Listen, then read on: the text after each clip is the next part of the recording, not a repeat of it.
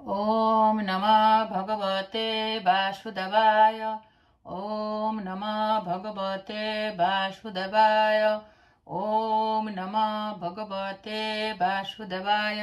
श्रीमद्भागवत गीता যথাযথ দ্বাদশ অধ্যায় ভক্তিযোগ শ্লোক 16। অনেপেক্ষ শুচি দক্ষ উদাসীন গত ব্যথ সর্বারম্ভ পরিত্যাগী যো মত ভক্ত সমে প্রিয়। অনপেক্ষ নিরপেক্ষ, শুচি দক্ষ নিপুণ, উদাসীন গত ব্যথ উদ্বেগ শূন্য, সর্বারম্ভ সমস্ত কর্ম প্রচেষ্টার পরিত্যাগী ফলত্যাগী যিনি মদ ভক্ত আমার ভক্ত তিনি মে আমার প্রিয়। অনুবাদ: যিনি নিরপেক্ষ, শুচি, দক্ষ, উদাসীন, উদ্বেগ শূন্য এবং সমস্ত কর্মের ফল ত্যাগী তিনি আমার প্রিয় ভক্ত। তাৎপর্য: ভক্তকে টাকা পয়সা দান করা যেতে পারে, কিন্তু তিনি কখনো সেগুলি পাওয়ার জন্য সংগ্রাম করেন না। ভগবানের কৃপা যদি আপনা থেকে তার কাছে টাকা পয়সা আসে, তাতে তিনি বিচলিত হন না। ভক্ত স্বাভাবিকভাবে দিনে দুবার স্নান করেন এবং ভগবানের সেবার জন্য খুব সকালে ঘুম থেকে উঠেন, তাই তিনি স্বভাবতই অন্তরে ও বাইরে অত্যন্ত নির্মল। ভক্ত সর্বদা সুদক্ষ, কারণ জীবনের সমস্ত কর্মের যথার্থ উদ্দেশ্য সম্বন্ধে তিনি সম্পূর্ণভাবে অবগত এবং প্রামাণিক শাস্ত্র সম্বন্ধে সর্বতভাবে নিঃসন্দেহ। ভক্ত কখনোই কোনো বিশেষ দলের পক্ষ অবলম্বন করেন না, তাই তিনি সর্বদাই উদাসীন। তিনি সর্বোপাধি বিনিমুক্ত, তাই তিনি কখনোই ক্লেশ ভোগ করেন না। তিনি জানেন যে তার দেহটি একটি উপাধি মাত্র, তাই কখনো যদি দেহের কোনো রকম যাতনা হয়, তাতে তিনি অবিচলিত থাকেন।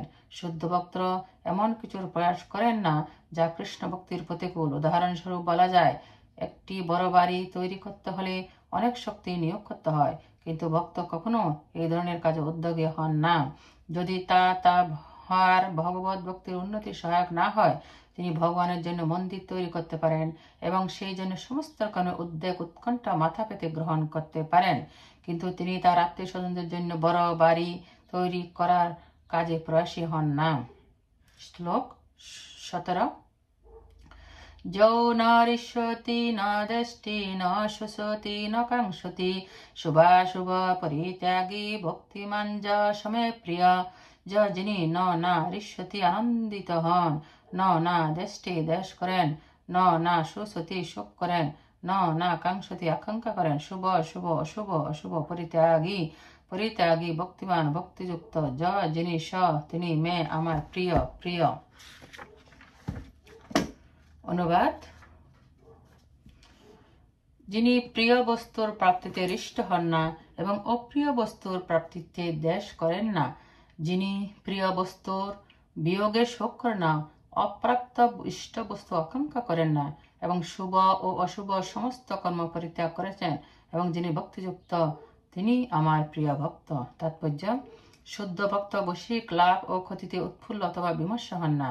তিনি পুত্র অথবা শিষ্য লাভের আকাঙ্ক্ষা করেন না এবং তাহা না পেলে তিনি দুঃখিত হন না। তার প্রিয় বস্তু হারিয়ে গেলে তিনি অনুতাপ করেন না, তেমনি তার স্ফীত বস্তু না পেলে তিনি বিমর্ষ হন না। তিনি সপ্রকণ শুভ অশুভ পাপ পুণ্য আদি জড় কর্মের ঊর্ধ্বে পরমেশ্বর ভগবানের সন্তুষ্ট বিধানের জন্য তিনি সপ্রকণ বিপদ বরণ করতে প্রস্তুত। কোনো কিছু তার ভগবত ভক্তি সাধনের পথে প্রতিবন্ধক হয়ে দাঁড়ায় না। এই ধরনের ভক্ত শ্রীকৃষ্ণের অত্যন্ত প্রিয়। শ্লোক 18-19। সমশত্রু চ মিত্র চ তথামানপমানয় শীতোষ্ণ সুখ দুঃখেষু সমসঙ্গ বিবর্জিত তুল্য নিন্দা স্তুতি মৌনি সন্তুষ্ট জনকেনচিৎ অনিকেত স্থিরমতি ভক্তিমান মে প্রিয় নর। সমভাবাপন্ন, শত্রুর প্রতি চ ও মিত্রের প্রতি চ ও তথা তেমন মান সম্মানে, অপমানে, শীতে উষ্ণ গরমে, সুখ দুঃখে সমভাবাপন্ন, সঙ্গ বিবর্জিত কুসঙ্গ বর্জিত, তুল্য সমবুদ্ধি, নিন্দা স্তুতিতে মৌনী সংযত বাক, সন্তুষ্ট পরিতুষ্ট, যেন কেনচিৎ যৎকিঞ্চিৎ লাভে, অনিকেত গৃহাসক্তি শূন্য, স্থির মতি বুদ্ধি ভক্তিমান ভক্তিযুক্ত মে আমার প্রিয় নর মানুষ। অনুবাদ: যিনি শত্রু মিত্রের প্রতি সমবুদ্ধি, যিনি সম্মানে অপমানে, শীতে ও গরমে, সুখে ও দুঃখে এবং নিন্দা ও স্তুতিতে সমভাবাপন্ন, যিনি কুসঙ্গবর্জিত, সংযতবাগ, যৎকিঞ্চিৎ লাভে সন্তুষ্ট, গৃহাসক্তি শূন্য এবং যিনি স্থিরবুদ্ধি ও আমার প্রেমময়ী সেবায় যুক্ত, সেই রকম ব্যক্তি আমার অত্যন্ত প্রিয়। তাৎপর্য: ভক্ত সর্বদাই সব রকমের অসৎসঙ্গ থেকে মুক্ত থাকেন। কখনো কখনো কেউ প্রশংসিত হয় এবং কেউ নিন্দিত হয়, সেটি হচ্ছে মানব সমাজের স্বভাব। কিন্তু ভক্ত সর্বদাই কৃত্রিম প্রশংসা ও নিন্দা, সুখ অথবা দুঃখ থেকে মুক্ত থাকেন। তিনি অত্যন্ত সহিষ্ণু। তিনি কৃষ্ণ কথা ছাড়া আর কোনো কথাই বলেন না, তাই তাকে বলা হয় মৌন। মৌন শব্দের অর্থ এই নয় যে কারো কথা বলা উচিত নয়। মৌন শব্দের অর্থ হচ্ছে বাজে কথা না বলা। প্রয়োজনীয় কথাই কেবল মানুষের বলা উচিত এবং ভক্তের কাছে সবচেয়ে প্রয়োজনীয় কথা হচ্ছে পরমেশ্বর ভগবানের জন্য কথা বলা। ভক্ত সর্বাবস্থাতে সুখী। তার ভাগ্যে কখনো অত্যন্ত সুস্বাদু খাবার জুটতে পারে, কখনো নাও জুটতে পারে, কিন্তু তিনি সর্বাবস্থাতে সন্তুষ্ট। তার বাসস্থানের কোনো সুযোগ সুবিধার জন্য তিনি কখনো যত্ন করেন না। তিনি কখনো গাছের নিচে থাকতে পারেন না, কখনো আবার বিরাট প্রাসাদোপম অট্টালিকাতেও থাকতে পারেন, কিন্তু তিনি কোনো কিছুর প্রতি আকৃষ্ট নন। তিনি হচ্ছেন অবিচলিত, কারণ তিনি সত্য সংকল্প জ্ঞানী।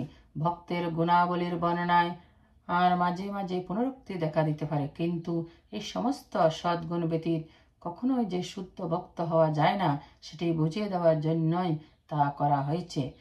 হরাহা ভক্তস্য কুত মহৎগুণা। যে ভক্ত নয়, তার কোনো সদ্গুণ নেই। যিনি ভক্ত রূপে পরিচিত হতে চান, তার পক্ষে এই সমস্ত সদ্গুণগুলি অর্জন করা একান্ত কর্তব্য। তবে এর জন্য তাকে বাহ্যিক প্রয়াস করতে হয় না।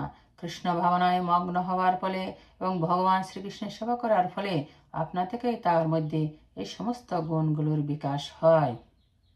শ্লোক 20। যেতু ধর্মামৃতমৃদং যতোক্তং উপজুপাসতে শ্রদ্ধাদানামৎপরমা ভক্তস্তেতিব মে প্রিয়া।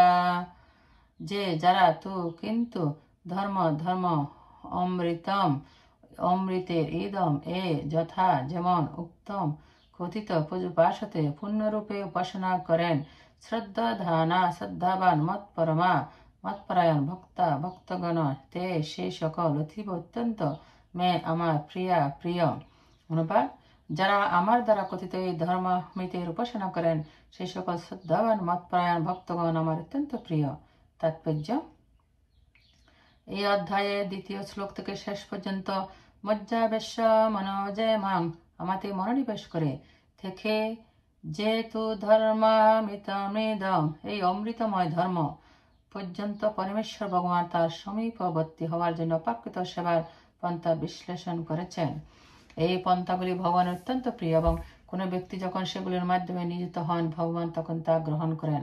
অর্জুন ভগবানকে প্রশ্ন করেছিলেন যে নির্বিশেষ ব্রহ্ম উপলব্ধির পন্থা অবলম্বন করেছেন, যে নির্বিশেষবাদ এবং অনন্য ভক্তি সহকারে পরম পুরুষোত্তম ভগবানের সেবা করেছেন, যে ভক্ত, এই দুজনের মধ্যে কে শ্রেয়? তার উত্তরে ভগবান তাকে স্পষ্টভাবে উত্তর দিলেন যে ভক্তি যুগে ভগবানের সেবা করাটাই হচ্ছে পারমাত্মিক উপলব্ধি এর সর্বশ্রেষ্ঠ পন্থা। সেই সম্বন্ধে কোনো সন্দেহ নেই।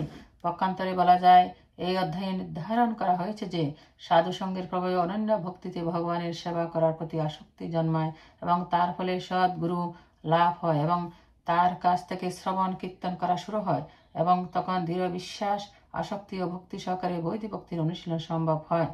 এভাবে ভগবানের অপ্রাকৃত সেবায় নিযুক্ত হতে হয়। এই অধ্যায়ে এই পন্থা অবলম্বন করার পরামর্শ দেওয়া হয়েছে। সুতরাং আত্মোপলব্ধির জন্য পরম পুরুষোত্তম ভগবানের শ্রীপাদপদ্মের আশ্রয় লাভের জন্য ভক্তিযুগে যে পরম পন্থা, সে সম্বন্ধে কোনো সন্দেহ নেই। পরম তত্ত্বের নির্বিশেষ উপলব্ধি করার যে পন্থা এই অধ্যায়ে বর্ণিত হয়েছে, তা কেবল আত্মোপলব্ধি লাভের পথে একান্তই প্রয়োজনীয়। আত্মসমর্পণের সময় পর্যন্তই অনুশীলনের পরামর্শ দেওয়া হয়েছে। পক্ষান্তরে বলা যায় যে যতক্ষণ পর্যন্ত শুদ্ধ ভক্তের সঙ্গ লাভের সুযোগ না পাওয়া যায়, ততক্ষণ পর্যন্ত নির্বিশেষ ব্রহ্মজ্যোতির ধ্যান করা লাভজনক হতে পারে। কিন্তু ভগবানের সবিশেষ রূপের ভক্তিযুক্ত সেবাই হচ্ছে পরম প্রাপ্তি। পরমেশ্বরের নির্বিশেষ ভক্তরূপের উপাসনার কর্মফল ভোগের আশা পরিত্যাগ করে ধ্যান করতে হয় এবং জড় ও চেতনের পার্থক্য নিরূপণ করার জ্ঞান অর্জন করতে হয়। শুদ্ধ ভক্তের সঙ্গ লাভ না করা পর্যন্ত এই পন্থায় প্রয়োজনীয়তা আছে, কিন্তু সৌভাগ্যক্রমে কেউ যদি সরাসরিভাবে অনন্য ভক্তিতে ভগবানের সেবা করার সৌভাগ্য অর্জন করে, তাহলে তাকে আর ক্রমোন্নতির মাধ্যমে এই পরমাত্ম সাধনের পথে অগ্রসর হয় না। ভগবদ্গীতার মধ্যভাগের 6টি অধ্যায়ে ভগবত ভক্তি সম্বন্ধে যা বর্ণনা করা হয়েছে তা অত্যন্ত সহজসাধ্য। এই পন্থায় দেহ ধারণ করার জন্য জড় বস্তু বিষয়ক দুশ্চিন্তা করতে হয় না, কারণ ভগবানের কৃপায় সবকিছু আপনা থেকে সম্পাদিত হয়ে যায়। ভক্তি বেদান্ত কহে শ্রীগীতার গান, শুনে জ্যোতি শুদ্ধ ভক্ত কৃষ্ণগত প্রাণ। ইতি ভক্তিযোগ নামক শ্রীমদ্ ভগবদ্গীতা দ্বাদশ অধ্যায়ের ভক্তি বেদান্ত তাৎপর্য সমাপ্ত।